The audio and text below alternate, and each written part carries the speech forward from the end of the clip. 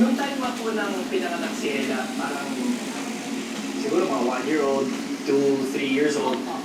na-realize mo na parang may future to pag-iingat. Opo, kasi most of the time po, nauna ko silang gumising. Tapos pagising ko po, paglingon ko, nakikita ko na po siya sa harap ng mirror. Kinakausap niya po sa sarili niya, sumasayaw, kumakanta, ano ginagawa ko. Parang sanay na po siya ng ganyan.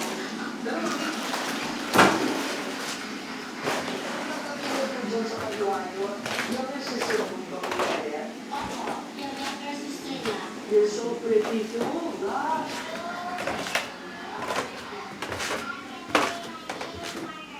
Margaret, welcome to Little Big Shot. Nakita mo din ang pamilya niyo.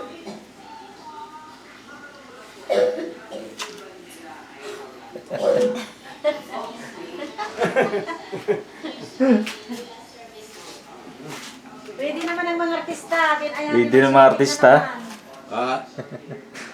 Video. Prepare.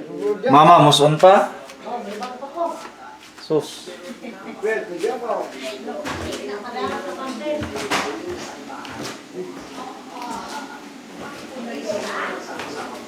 Kasi po, yung mama ko po talaga, gusto niya po kami na nakakadali sama-sama. Actually po, ang lola po nila is may sakit na po siya ng breast cancer.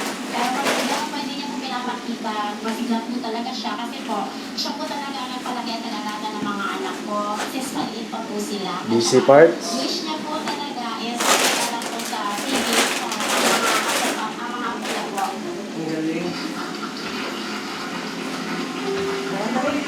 Sana. Last kasi 21 po kayong family members sa isang bahay. So I'm sure tuwa po siya kaya hindi niya nararamdaman yung sakit niya. Ay, naku, mga amo na yan. Ang wish ng lola,